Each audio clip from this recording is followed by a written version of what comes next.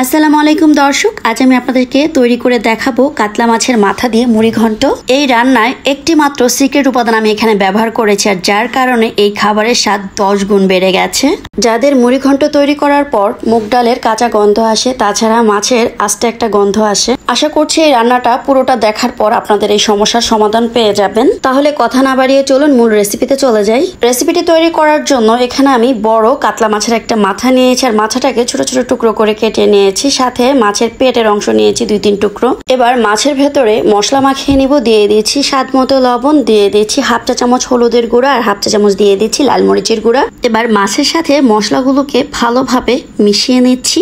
মাখানো হয়ে গেছে, দেখতেই পাচ্ছেন। এবার এক সাইডে রেখে দিচ্ছি। এখানে আমি 250 গ্রাম মুগ ডাল নিয়েছি। এবার মুগ ডালটাকে আমি হালকা ভেজে নিব। চুলার আঁচ মিডিয়াম টু লো এর মাঝামাঝি রেখে মুগ ডালটাকে অনবরত নেড়ে চেড়ে হালকা বাদামি কালার করে ভেজে নিব। মুগ ডালের ভেতরে সুন্দর একটা কালার চলে আসছে, এই পর্যায়ে চুলা থেকে নামিয়ে নিব। আমি মুগ ডালটা গরম অবস্থায় এর ভেতরে পানি দিয়ে দিচ্ছি, আর এই মুগ ডালটাকে আমি 30 মিনিট পানিতে ভিজিয়ে রাখবো। এতে করে মুগ ডালটা খুব দ্রুত সিদ্ধ হয়ে যাবে। মুগ ডালটা ভিজতে থাক, এই ফাঁকে আমি মাছের মাথাটাকে ভেজে নিব। চুলায় কড়াই বসিয়ে দিয়ে এর ভেতরে সয়াবিন তেল দিয়ে দিচ্ছি।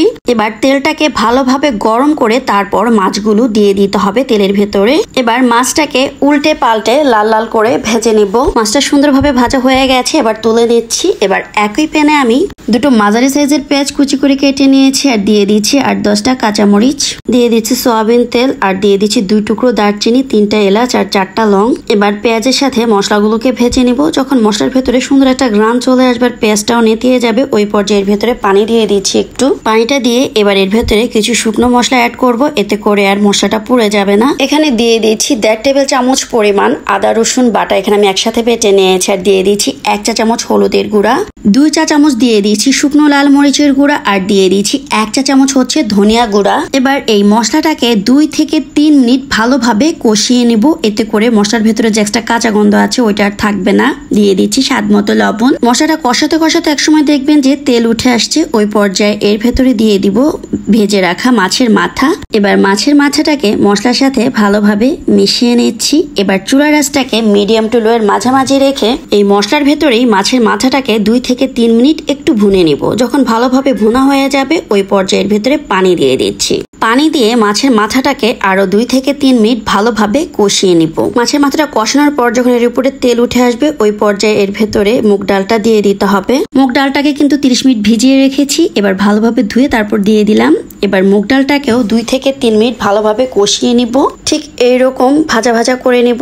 মুগ ডালটাকে 3 থেকে 4 মিনিট ভালোভাবে ভুনে নিয়েছি। এতে করে মুগ ডালের যে এক্সট্রা গন্ধ আছে ওইটা চলে যাবে। এবার দিয়ে দিচ্ছি পানি। এখানে আমি 1 কাপ মুগের ডালের জন্য 3 কাপ পানি দিয়েছি। 3 কাপ পানির ভেতরে কিন্তু মুগ ডালটা সুন্দরভাবে সিদ্ধ হয়ে যাবে। আমি মুগ ডালের ভেতরে কিন্তু ফুটন্ত গরম পানি দিয়েছি। মুগ ডালের ভেতরে ঠান্ডা পানি দিতে যাবেন না, তাহলে ডালটা খেতে পানসে লাগবে। এ পর্যায়ে লবণটা চেক করে দেখবেন ঠিকঠাক আছে কিনা। আমার লবণটা ঠিকই আছে, লবণ দেওয়া লাগেনি। আপনাদের লাগলে একটু দিয়ে দিবেন। এবার চুলার আঁচটাকে মিডিয়াম টু লো এর মাঝামাঝি রেখে ডালটাকে রান্না করব 10 মিনিট। এই ফাঁকে আমি সিক্রেট উপাদানটা রেডি করে নিচ্ছি। এখানে সিক্রেট উপাদানটা হচ্ছে মুড়ি। আগেরকার মানুষ মুড়ি ঘন্টের ভেতরে কিন্তু ভেজে মুড়িটা গুঁড়ো করে দিত, যার কারণে মুড়ি ঘন্টটা খেতে এত ভালো লাগতো। আর আমি আপনাদের সাথে অথেন্টিক মুড়ি ঘন্টটা রেসিপিটাই শেয়ার করছি। এবার মুড়িগুলোকে শুকনো খোলায় হালকা ভেজে নেব। যখন মুড়ি থেকে সুন্দর একটা গ্রান বের হবে, ওই পর্যায়ে চুলা থেকে নামিয়ে নিতে হবে। এবার মুড়িগুলোকে ঠান্ডা করে গুঁড়ো করে নিচ্ছি। এখানে আমি শিলপাটায় মুড়িগুলোকে গুঁড়ো করে নিয়েছি। আর এদিকে দেখতে পাচ্ছেন আমার মুগ ডালটা কিন্তু সুন্দরভাবে সিদ্ধ হয়ে গেছে, আর দেখতেই পাচ্ছেন ডালটা কিন্তু একটু গলে যায়নি।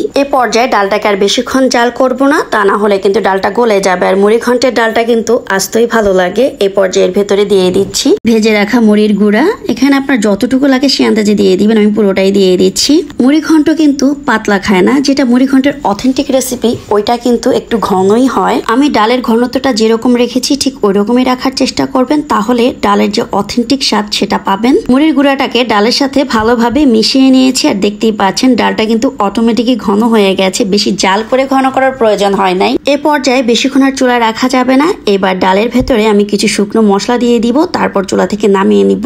এখানে আমি দিয়ে দিয়েছি 1 চা চামচ গরম মশলার গুঁড়া, আর দিয়ে দিয়েছি 1 চা চামচ ভাজা জিরা গুঁড়া। ব্যাস, এই তো হয়ে গেল আমার ডাল। আপনারা চাইলে এর ভেতরে কাঁচা ধনিয়া পাতাটাও দিতে পারেন, তবে আমার কাছে নেই, আমি ভাজা জিরা গুঁড়াটাই দিয়েছি। আশা করছি আমার আজকের রেসিপিটি আপনাদের ভালো লেগেছে। ভালো লেগে থাকলে অবশ্যই একটা লাইক দিয়ে দিবেন, আর যারা আমার চ্যানেলটি এখনো সাবস্ক্রাইব করেন নাই, সাবস্ক্রাইব করে আমার পাশেই থাকবেন। আজ এ পর্যন্তই, আবারও চলে আসবো নতুন কোনো রেসিপি নিয়ে। সেই পর্যন্ত সবাই ভালো থাকবেন, সুস্থ থাকবেন, আমার জন্য দোয়া করবেন। সবাইকে ভিডিওটি দেখার জন্য অসংখ্য ধন্যবাদ জানাচ্ছি। আল্লাহ হাফেজ।